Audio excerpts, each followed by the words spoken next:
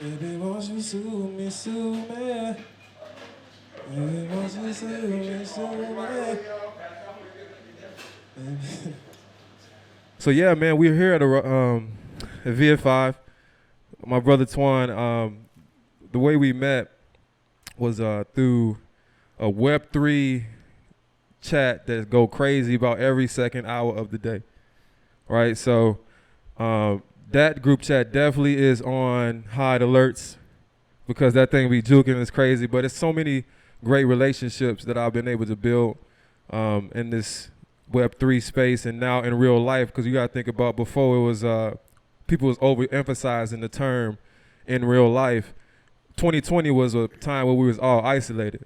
So these group chats, these clubhouses, these conversations, you build relationships with people, and you don't even get a chance to see them sometime. I got a few people in this audience, Eric, one of the guys that's in that group chat with us, the Web3 chat, which has been started by Julian, aka Logic. But the relationships that you build, not just Web3, but just in the real life, I was able to meet this guy. So, Tuan, I want to just give it up for you, man, and shout out to you. I want you to introduce yourself, man. We get into some conversations, but appreciate you having me here at your space, man, and having my Cal series, and let's get into it. Let's go. Yeah. Hey, thanks to everyone for being here. Thank you for enjoying the space the way we designed it to be, creating a space where people feel like welcome. You know, from the wooden ceilings to the brick walls to the concrete floors. It has a conceptual meaning and purpose behind it. We'll talk more about that as we go in. But yeah, I'm Tuan Huynh. I am an artist, a creative director, and a founder and owner of Viet V Coffee, and a community organizer here in the city, Chicago. But we really share our story. We build community, but we do it through the love of Vietnamese coffee at the same time. So I appreciate everybody being here. Well, man, let's talk a little bit about how you got here. How did VF5 become? I just talked to you prior, and we talked about, man, we both overcome a lot, Yeah, for and sure. the one word that comes to mind for me is resilience. And let's talk a little bit about that. Yeah, I can go back a little bit. My family and I are refugees from Vietnam. My dad was after 1975, the communist government took over the country of Vietnam and incarcerated my family on both sides, the entire family. My father was one of the longest ones in re-education camp to be let out on a home pass. And on that home pass, he devised an escape plan for my family and I. We escaped on a boat 45 by 15 with 55 souls on board, which I was the youngest. We spent about 5 days at sea prior to coming to Kuala Lumpur refugee camp in Malaysia. But because of his service to the U.S. government at the same time with the South Vietnamese Army, we were able to seek asylum to the U.S. and where we spent about 5 months at the camp, and we came to the U.S. I was still a toddler, so I think most of my memories are from my parents regurgitating it at every family gathering, reminding us of where we come from. But for me, coming into the U.S. During the 80s and 90s, it wasn't a welcoming environment, similar to some of the immigrants that's facing this day. So, there's nothing new under the sun. There's still, as an immigrant coming over here, we wasn't as welcome as that. But also, for my family and I, we wasn't sent to like the suburbs. We were sent to like government housing. I came to Virginia, Newport News, Virginia, and then from there we came to the Midwest, mostly in low-income areas where we were the minority within the minority. And at school, we're definitely the minority. Yeah. So, given the resilience that we just talked about and your story and overcoming that, Yeah, you know me, I gotta dive a little bit further. For sure, for sure. So talk. You're from Viet. Your family. How much has your family, those stories, your father, has impacted you? You talk about incarceration. You have such a story that people need to hear because you inspire me. Because no matter from me playing professional to overcoming addiction, that I did a film about your story about the incarceration. Now your incarceration into Viet5, and you build community. You have such a. Well, just the other day, remember we talked about. You said we gotta talk about it. He was like, we gotta talk about that. When the inspection was happening during our pre-production, we was doing a scout, and everybody, they needed something for us to go grab, right? We had to go grab. What was the thing we had to go get? Chemical test strips. Chemical test strips. Now, am I okay to tell this story? Yeah, for sure. I think what was really cool about it was that I was in a dire need. I think we wouldn't even be open right now if I failed inspection. But because I had the wrong test strips, the inspector said that we need to solve it before she leaves. And of course, we had our customer, around, and they don't want us to, shut our doors because we didn't have the proper chemical strips. KP was here too, and then my whole team, everybody just went out, shopping for it. The worst day possibly because it's like it was out everywhere. But one of my customers came back with, he had found some at one of the local Ace Hardware store, and we were able to pass inspection as the inspector was leaving. But I think when you speak about community, because that's really embodies that in that moment for me, is that it was just as important to them that we keep our doors open as it was for me. It was important for KP as well as my staff, because everybody know and believe in what we are doing, right? And I think that's really important and valuable to me. But the resiliency aspect of that, it just really for us to even get here, right? And you were speaking about the incarceration stuff. I think for me, growing up in America, I grew up in a different environment than probably a lot of immigrants in my journey. I got involved in gangs and the drug trade of the 80s and 90s fairly early. I left home when I was 12 years old, and I still haven't been home yet. And it's been like that for my whole journey. But because of the life cycle that I was living, 3 weeks into my 18th birthday, I did shoot and kill a young man and was charged and sentenced to a life imprisonment for a first-degree murder conviction. When the youth that were my age was walking to get their diploma, I was going into the maximum security prison of Lansing Correctional Facility. That was my graduation into adulthood. And I think for me at that time, I was too angry to be afraid. I was too prideful to have any humility. There's no remorse at the time because I felt like this was the cards I was dealt with. But there was no excuses to what landed me there either. I just knew like this was my story I have to live out. And that was the journey. I spent majority of the whole half my sentence in segregation, which is like a 23-hour lockdown because of the violence that was that was popping off in there too. Being Asian, you're small in numbers and you're small in size. So that means you got to have the biggest brain, and for me, overcoming that, it was to control the currency of the prison system. If we are able to manage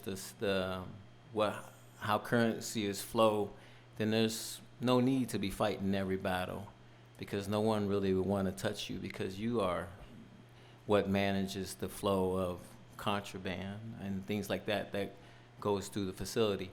But I find out 10 years into my sentence that all the notoriety I ever received or any money I ever made, I still made more money in prison than I ever made in my entire life, even to this point. Because open up a business, you broke. That's crazy. But that it didn't amount to nothing, KP. Yeah. it really didn't have no value because my dad, who is a war hero, revered by a whole province in Vietnam, and he takes care of a family on 2 continents at the time.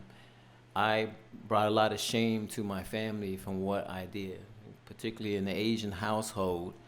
There's no pride in a son who's serving a life in prison. And thinking back in my age, my time then, I was 27 going on 10 years. I didn't want to keep doing what I was doing. You know, the notoriety was great. Everybody looks up to you and you hold a status that really has no merit in the life or future. So I think at that point, for me, I wanted to turn and do something different, to be better and do better, despite knowing that I will be spending the rest of my life in prison. Because when you're sentenced to a life in prison, that means life, man. I wear this jacket. It's with my prison number. It says life means life, because every 120 days, the counselors in there would remind me that my out date is 999.999.999. And if they're kind to you, they'll just say, life means life. If they're not kind to you, and excuse my language, they say, motherfucker, you got life, right? And there's no out date or aspiration for a future beyond the sentence that's given to you. But I wanted to, despite that, if I was to reposition or apply my energy into actually making an impact, to doing good even when I'm still facing forever, what would that look like?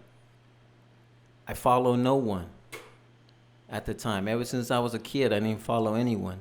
I stand in front of an apex where people are behind me. So I didn't have to follow anyone. I didn't have to ask permission. I started my set when I was like 11. And now at that time, we were like 400 across the country. But I didn't want to do it because I felt like sorry for myself. I just wanted, what happened if I did stop being destructive and being constructive and build and utilize the gifts that God's given me. And that really changed my whole perspective. And it didn't make a lot of people happy. Right? It didn't make a lot of people happy when I said I just didn't want to do this stuff anymore.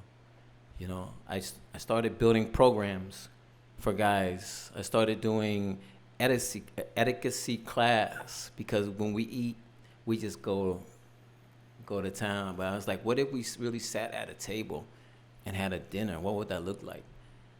How do you prepare a guy that's never seen the parole board, never got passed every time? How do I teach him how to speak? How do I give a guys a skill of art to reconnect with their families again? Because our family's the first victim in our crimes. Because we the ones that left home. We stole from our families. We lied to them. We disown them by leaving and doing the things that we're doing. How do we make that amendment? And I did it through art. I built an art program that graduated about 45 guys.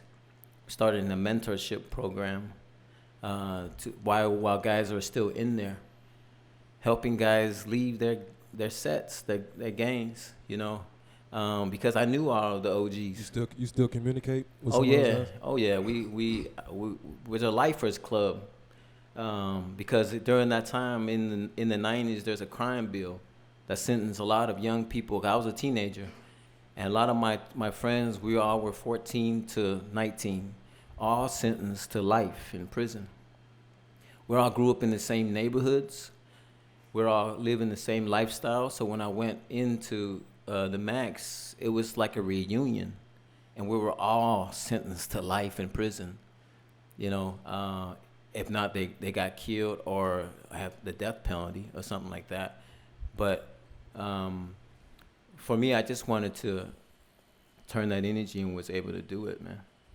And that's an amazing story, man. I think you're such an inspiration, because, you know, that was my next question was, what was your inspiration? You know, going through all that, because right now you say you still communicate. Yeah, yeah. And I'm pretty sure now they're looking at you as an inspiration with everything that you've been able to overcome to get to where you are today. So like, what was like the one thing that you was holding on to that was like your inspiration, your why, I would say? Yeah. I mean, I think if anything, is really retelling your story when you felt like others written it for you. Right? I came over here as a refugee placed in government housing. You know, I went to school and they would spray paint gook on your locker when I didn't even know the English word, what that meant. But you understand the expressions of people. But for me, I just wanted to live a life worth remembering and not one so easily forgotten. Being in prison forever isn't much to be remembered for. Doing destructive things and being an influence that causes your other friends to serve life sentences with you isn't one that's worth remembering. Being a son of a war hero, but yet serving a first-degree murder conviction isn't one worth remembering. You know, but I think for me, I just wanted to live up to a tapped potential that I didn't realize before. If I'm able to apply what I've learned in a positive way, how could I impact the people around me in a positive way when you have every control to do so? Yeah, you definitely, man, the community. So we going back to community, and I think, you know, my next question is, how much of an impact, you know, how much of impact you think Viet5 has had on the community here in Chicago? You know, just the specific community, West Loop, South Loop, but I just think the entire Chicagoland area. Yeah, man, I think what we do is we share our story and we build community. That's what I always say, right? I think what's really cool when people drive in from the suburbs for a cup of coffee, and they do that every day. And I love that. That's like, when you say people from Chicago, I didn't know Evanston was Chicago. Oh. Right. No, I'm just saying. But people do that, right? They say they're from Chicago. But I know it's not Chicago, Yeah. but they embrace because we are a part of Chicago. For real. When they reach out and they come here, they feel like they're a part of Chicago, right? And I think that's really dope. When Chinatown, Argyle, Bronzeville, Yeah. Hyde Park, when folks, Pilsen, people come here, not just only for the coffee. It's the experience. They just want the vibes, man. That's You know? I mean, the vibes, the experience, you know, my first time coming here, it's very welcoming, you know, it's, For sure. you know, I was real adamant on the couch being a welcoming experience, you know, for the audience to feel like they can be a part of the conversation, not just getting information and facts, but I think the biggest thing is building community, you know, with the audience. You know, a lot of podcasts are pre-recorded, and we talked about this, and I was real adamant on, like, I want people to see the conversation mess up and go good, highs, lows, whatever, ebbs and flows. Yeah. But more so than not is the being authentic and showing that we have problems just like you, that we go through things and experiences. But when at this day and age and this time in life, I feel like we are, as human beings, grown-ups, as adults, we're seeking like hope. Like we're looking for the truth. Like truth is like, right now people is like, we ain't got told so many lies. We just want to get into a space where, like, if I do buy coffee, I don't just want to buy coffee. I want to, like, have a time where I can have some storytelling, where we can connect, we can build community. So I think that's what the experience that you bring here at Viet5 and here in the Chicagoland, but not just here, but in all areas when people come in and out of town as well. I want to piggyback off that too, is that I also want to change the way people translate the word community. I feel like, particularly in Chicago, when you speak about community, I feel like they just think poor minority people. Like when you talk about community, it's not just one ethnic group. When we're talking about community, even if you see today in this space, right, and you see every day that Viet5 opens, you see all different walks of life, man. Yeah. You see the mamas with the strollers, right? You see the professionals from the Loop. You see, West Siders. You see South Siders, right? You see my guy Dion every single day back there. Shout out to Dion Brown. That's my guy. Shout out Dion. Yeah. I say he's my half Vietnamese brother. He makes the coffee better than me, right? But it's not just that, man. It's really providing the space, not only for people to feel welcome, but to embrace our story and our journey. When we opened up Viet5, KP, my article in Chicago Magazine came out, written by Scoop Jackson. Shout out Scoop. It scared the heck out of me because it's my first time that I became vulnerable and open. Article came out on Saturday. There was a line around 10 people out front on a Sunday, but we were still dusty in here. I hid between those brick walls right there because I was just scared. I wasn't sure if they were here to crucify you, Right. And I was just nervous. I was just so scared for some reason. I was just scared. I just stood there, but they wouldn't leave. So, but then when I just had the courage to come open up the door, and I just sorry, we're not open yet. And they're like, you're the guy from the article. And I was like, yeah, that's me. I was I was a little nervous, but they were like, man, it's inspiring. Yeah. It took courage to do that. We're glad you're in the neighborhood. We want to come and support. I said, I don't have any coffee yet, right? I don't have anything yet. And they just wanted to come and give encouragement. And that was my first sense of what we're going to be doing out of Viet5 in this space and what we're going to do abroad, just in the community, is that we share our story, man, and then let the community interpret it, and all my hope is that they embrace it and just join us along this journey, and creating goodness in our city. From doing a podcast to art gallery, with our guy Tuan. Shout out to Tuan, my name twin. Yes, sir. To doing creative portfolio reviews here, to doing live music, to doing a live lion dance out front, throwing a fest right on Madison Row, and your anniversary was crazy too. The anniversary, we made it a year. Yeah, it was. Man, shout out. It was a year. It was a year, right? March 19th was our first year. Yeah. Man, shout out to a year, man. We're gonna clap it up for Viet5 right now for that, man. And so you always activate your space. Like your space, you can turn this into, a whole, live music recording, or, I think you just had a few days ago a woman. She, I forgot her name. Shout out to Twee Yes. Music. Yeah, she had. I saw the videos. It's really nice. So talk about when you activate this space. What's the thought process that goes into that?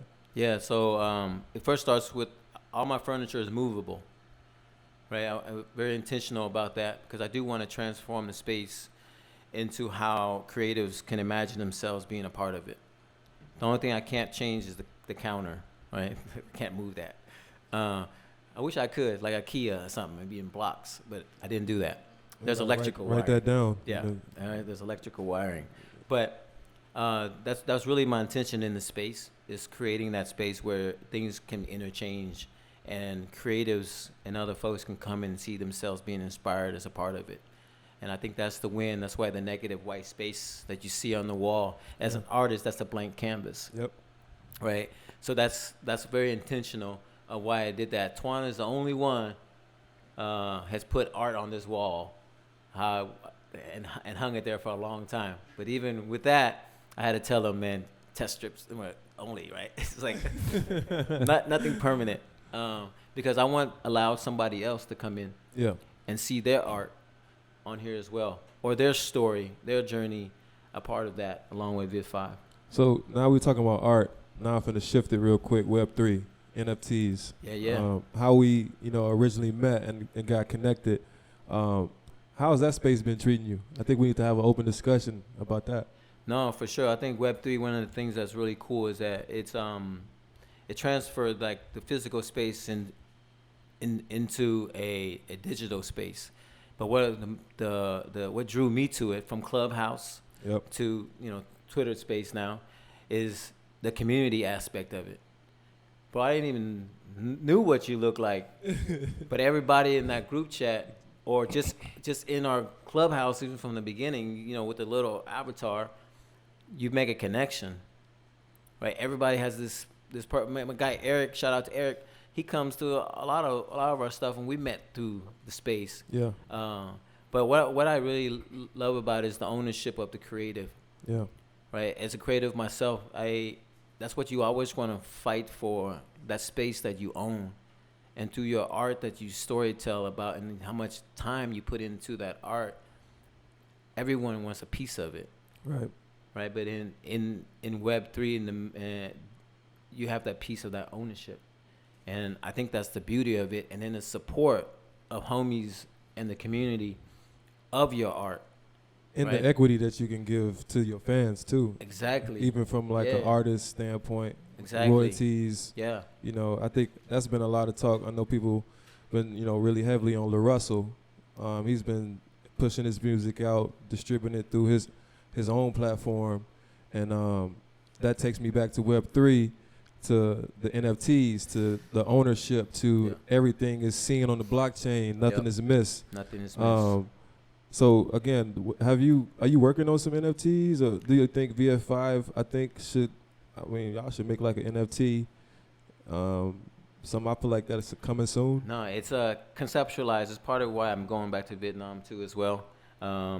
Is that we do want to do a series of NFTs, both digital and the physical, to tie in the two together. As an NFT holder of Viet5, you get the physical art of the packaging, the box itself. But as each NFT owner, you own a plant in Vietnam on my family's farm, right? We're going to digitize this, where our landscape is. We planted 900 new plants. So I'll be able to release around 333 NFTs for each roast that we do, right? So you'll be able to have that. And then but a part of that is the subscription-based kind of process that you'll get free coffee on the 5th day. Everybody will get that.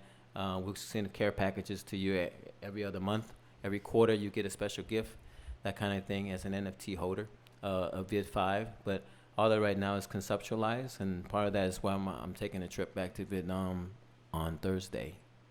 Nice. So It's you fast. talk about the roast. You moving a lot, man. You got a lot going on. Yeah. I know you're going back to Vietnam to kind of like dive into the coffee as well. So what's your relationship with coffee? Like, what separates Viet5 coffee from everyone else? I know what it is. Yeah. But I think the audience would love to know. Oh yeah. Trying to see where I go, how far I go back. When I shared with you guys at the beginning, after 1975, both of my families was incarcerated by the communist government and sent to relocation camps or re-education camps. On my mother's side, they were sent to relocation camps in the central highlands of Vietnam, in an area, Bung Ma Thuc, Vietnam, which is this photo right here. But because they're natural farmers and growers, they started to harvest this crop that was left by colonization. And they started farming this coffee, but they never done anything with it. I went back in 2019 for the very first time since I was a toddler, and I experienced our coffee for the very first time. Because in the U.S., we have only experienced Vietnamese coffee through like Café du Monde with condensed milk or something like that. But that's not even coffee. That's not even Vietnamese coffee. It's French. But when I went back to Vietnam and experienced it for the first time, and I was just like, where does this coffee come from? I was like, this is ours, right? It's in our backyard. I'm like, what? But they haven't done anything with it. I literally started importing the same month I came back from Vietnam. It changed my whole life, actually. I was a creative director at Leo Burnett. I left that job to do coffee. Leo Burnett's a great agency too, man. You just can't skip over that. Shout out to Leo Burnett. That's my first job, was Leo Burnett. So he was the creative director there. How long? I started as a art director. And then I left as a creative director for the Naomi team. Nice. Shout out to Julian. Yeah, because Julian was there too, Yep, Elio, yep. at one point Yeah, too. we started the thing together. It's still a thing. Naomi forever. Shout out to Ju, man. Shout out to Logic. Yep. And that's why we talking about NFTs. Yep. But the culture Yeah. culture too, behind the coffee. Yeah. Talk a little bit about your family and your culture, and Yeah. I know you're going to see them in a few days. Yeah, man. I think for me, it's just really wanted to give a platform not only for my family but for our journey, to talk about overcoming without having you feel sorry for us. We want to find the beauty in resiliency, the beauty to overcome, the strength of humanity, right? The connection of relationship, the value of relationships that you have, despite your background or where you come from. You're able to connect with folks in a genuine way. The best thing to do is just be yourself. I can't be anybody but myself, because I'm forced to, right? I'm forced to be myself, because people have judged me for who I am from what I look like, or how I talk, or how I dress. I have no. I can't interpret how people are going to receive that. So only thing I can do is just best be myself. And I think I just lost what I was going to say. Oh, What was that question again? One more time. No, the question was, we're just talking about culture.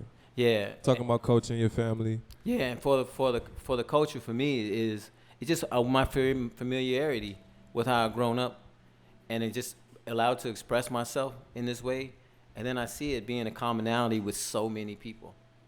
I think that's really the natural connection that I have with this city.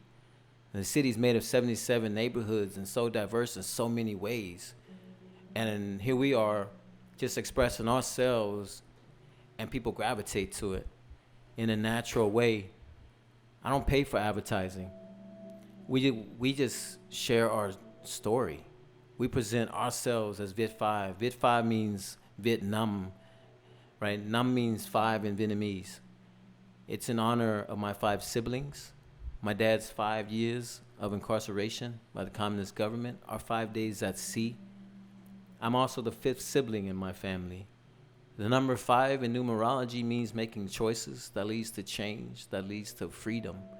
That really embodies as a whole what Viet5 is, and we get to present that every single day, and the culture at large has embraced that just by us presenting who we are every single day. Nah, man, the meaning behind Viet5 is so much meaning. You're very intentional with everything you do, man, and I think, we're very intentional people. Creators, we're all very intentional. But just to hear just the backstory on Viet5 and just your whole entire story. I know now you say you're going to Vietnam. You're shooting a documentary. I know there's only so much that you can reveal and talk about, but how has that experience been? Because you sent me some of the stills. I'm a director, film director. So I'm in it. I'm like behind the scenes of your scenes that I'm not even in.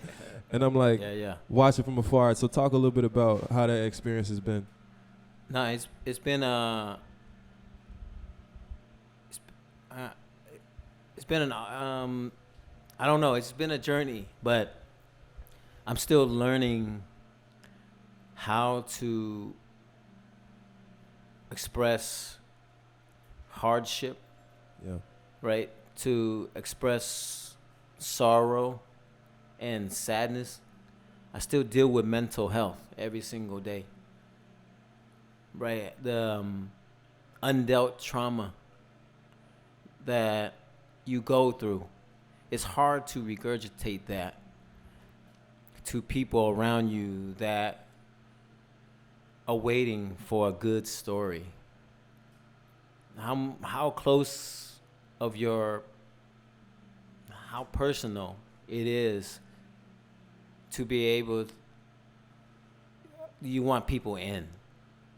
And that's why I asked you, because, I always ask this question on my show. It's like, how is your mental health? How your spirit? How you feeling? Because in the position that you're in and that we're at, there's a lot of energy that comes to us. Like you said, people just want a story. You have a story, so then you got to be discerning of like how much, you know, are they want something, are they really genuinely want to tell my story, or they just want this to get the run it up, or so talk about that. Just how much of discernment that you got to have when you want to give your story to people. No, I think that's really, when you ask me how am I dealing with it, that's really the battle, right? That's inside. Like, I'm not trying to chase a 6-7 figure whatever thing or not. I just want to be able to tell it honestly, with care, right? With truth, and not glorify violence, which is that's a lot of my life. I grew up in violence, right? I went in as a teenager. I left as an adult. I think for me, do people care about your journey as much as you? You know, can they feel your trauma as much as you've overcome? I don't think they ever will. I know, right? I think that's really, my mental health every day is a battle. I go through a lot. You know, some things are what they say, triggered. Yeah. Right? Like, and I have those moments. Yeah. Right? And I don't know if people will understand why you react a certain way. And at times you're just afraid to be vulnerable.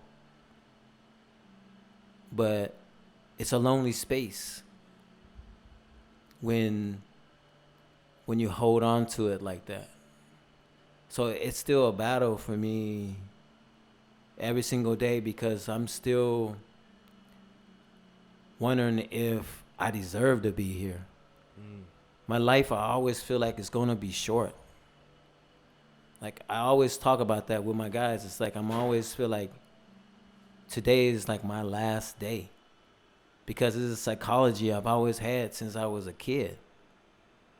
And now as a grown adult and a dad, I'm looking at my kids and they give me life. Yeah. But every moment when I'm having to just ponder about certain things, I feel like my life is short, because I'm not deserving of a good life, a long life.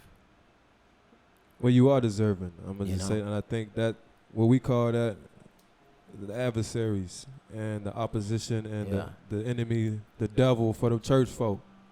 You know, that's what we call them. But that's a lot of times, man, our experiences to be where we're at today. I hear your story. There's always going to be, we have that self-doubt, that what we call it, imposter syndrome. I don't even deserve to be here. How am I even up here on this stage? How do I got Viet5? How do I have an amazing team? How do I have all the things that I've been able to get? And then the enemy creeps in. Like, I think that's a battle to mental health. That's why I wanted to ask that question, because there's ways to navigate that doubt. You're always going to have that doubt. As a creative, as artists, we always are in our head. For sure.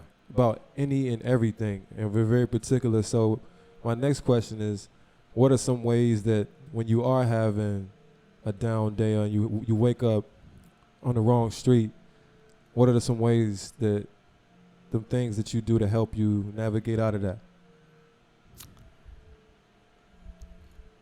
I'm still figuring that out, to be honest. Well,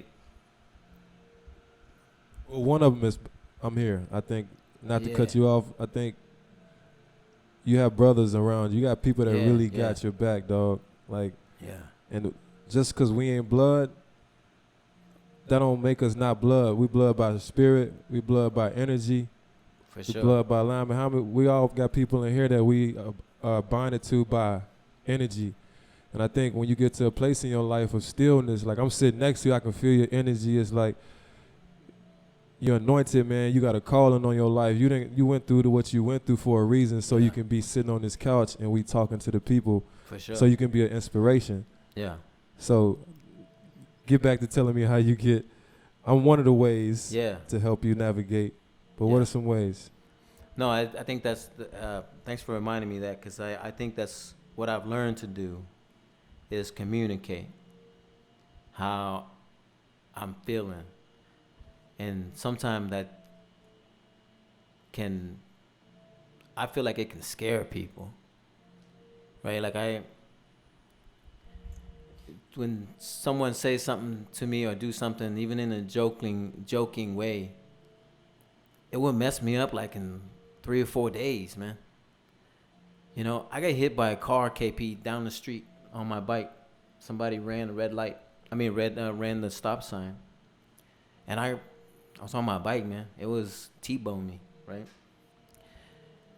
But I got up and I ran. And I didn't know, I had no control over it because I was just afraid that somehow I was the culprit. And as soon as I saw the police turn on their lights, I ran from them. I hit between 2 cars with my bike all mangled up. And I had a gnarly cut, and I was in a daze. But I ran from that. And I told everybody 2 weeks after I kind of snapped out, I didn't understand why I ran. You know, I still feel like I'm that. Somehow I was doing wrong, and that I needed to run. And in the same time, right now, we're doing this great thing in the city, creating the space. I feel like sometimes I still have to watch myself around people, because I never know how they will interpret my background, my past. Who walks around and say they're a convicted murderer? Like, who can boast about that? You know, and I'm just, sometimes I am fearful of how people will use that against me. So I don't want to get too close to people, because when I do, it hasn't been good sometimes. Yeah. But it's different in this side of freedom, because people out here can mask themselves in whatever personality they hide themselves by. When I grew up in prison, I knew everybody. You can't hide anywhere, because sooner or later, you're going to show yourself. But out here, people can hide behind social media. Yep. People can hide behind a text, an image. And at times, I feel like I'm hiding behind a whole persona that people have created for me, and fighting for a voice to express myself without judgment. So I create spaces like this so I can speak. Because y'all in my doors now. Right? Talk to him. And no matter who I interact with, from a brief meeting with a customer, someone on the street, or close friends, I just want to be as authentic in how I interact with people as possible. It's easy, but sometimes it's hard for me to just speak and tell you what's in my mind, because sometimes it doesn't sound right in my head, KP. Yeah. Right? Like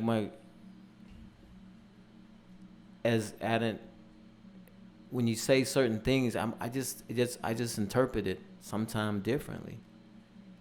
You know, some of my friends said undealt trauma or whatever. Yeah.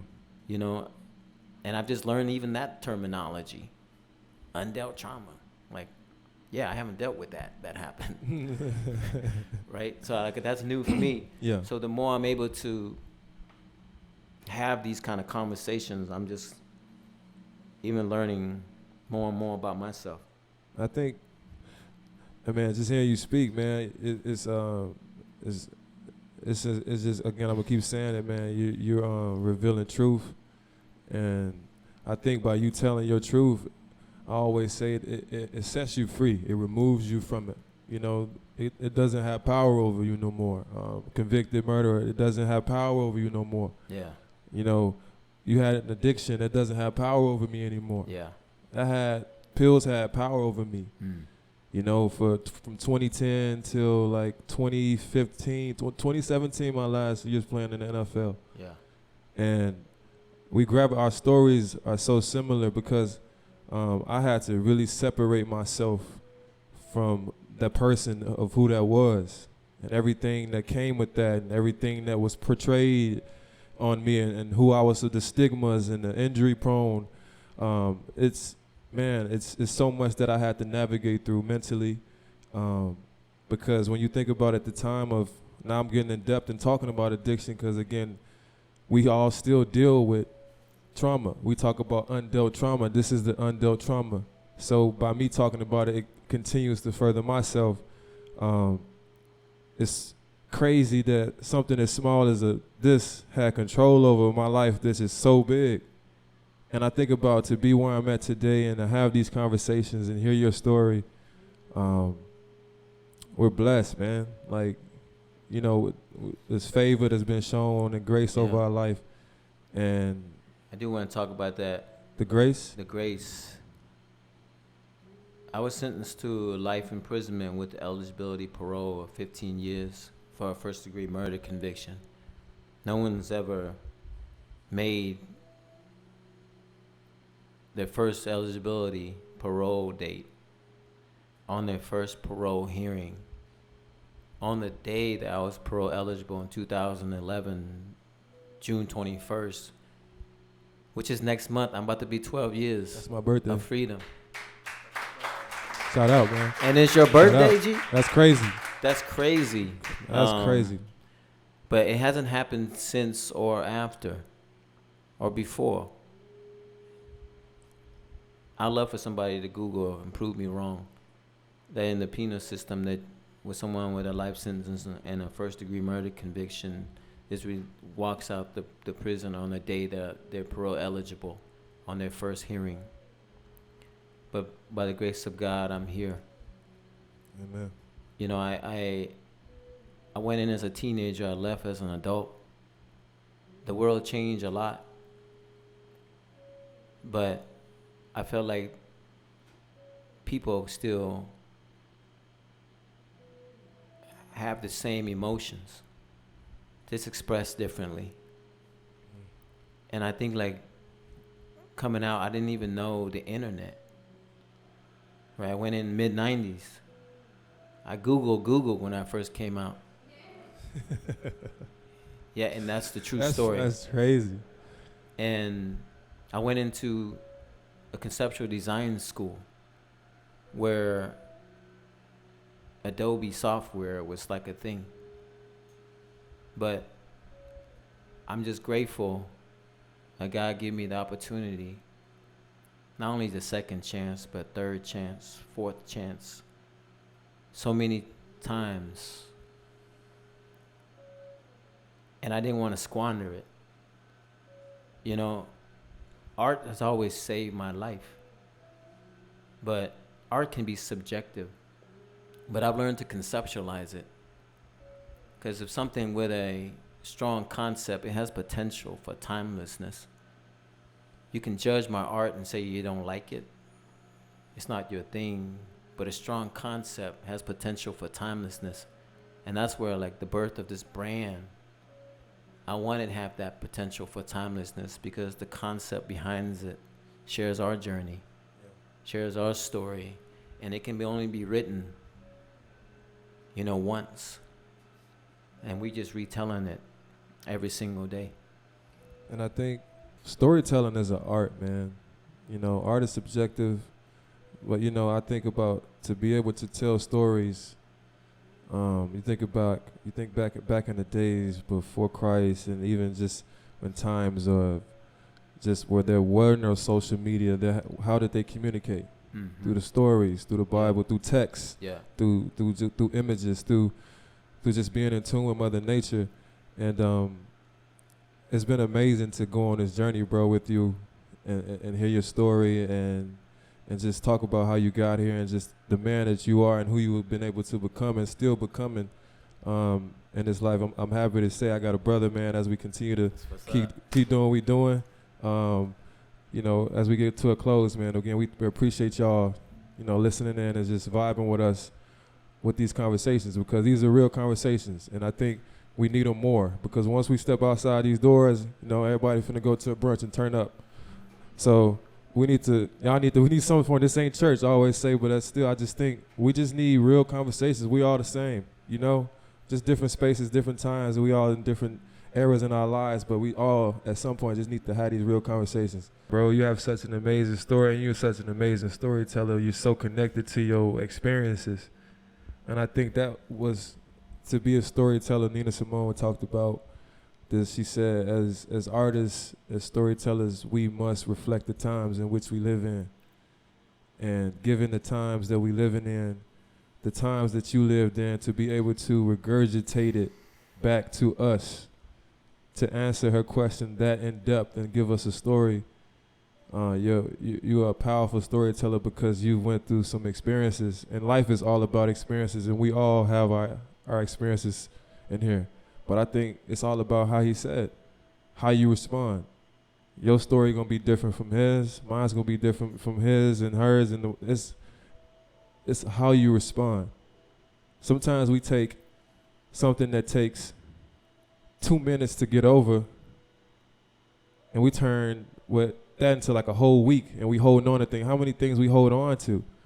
You know, I heard something, Justin, in the last panel we did, now you guys did a few days ago with Social Works. They talked about the baggage, the weight, just how many times that weight and that baggage we have on, and as easy as we could just drop it and keep it pushing, but we just keep it, we hold on to it for whatever reason. And hearing your stories, you took that weight off, you know? You took the weight off your back to get to where you at today. And some days the weight come back on. Some days you got to drop it again, then it comes back on, that monkey on the back. It's an everyday battle mentally for all of us. We all going through something. You know, as much as, like you said, we wear masks, man. We hide behind so many things. Instagram, filters, likes, viral, fake happiness. Like, yeah, it's a facade, and a lot of times to be able to have this conversation, it dilutes all that bullshit. yeah, because truth is going to find its way. It may take a little bit longer to get to where you got to go, because you're being authentic and real. You know, it's more worthwhile that way. And that's what it was for us. And that's what it is for a lot of us in here. You know, I'd rather take the stairs. I don't need the elevator. The elevator too easy. That's expedited success. I want the mud. I want to go through experiences, because what it does, it makes who you are today. And so I think we close with that. I really appreciate everybody coming out. I want to thank our sponsors again, Arise. And we have some gift bags for you back there with Alicia. Make sure you all grab that. Definitely want to shout out to Iridium again. But lastly, man, shout out to you, man, and your crew, bro. Thank you. Thanks, everyone. Love.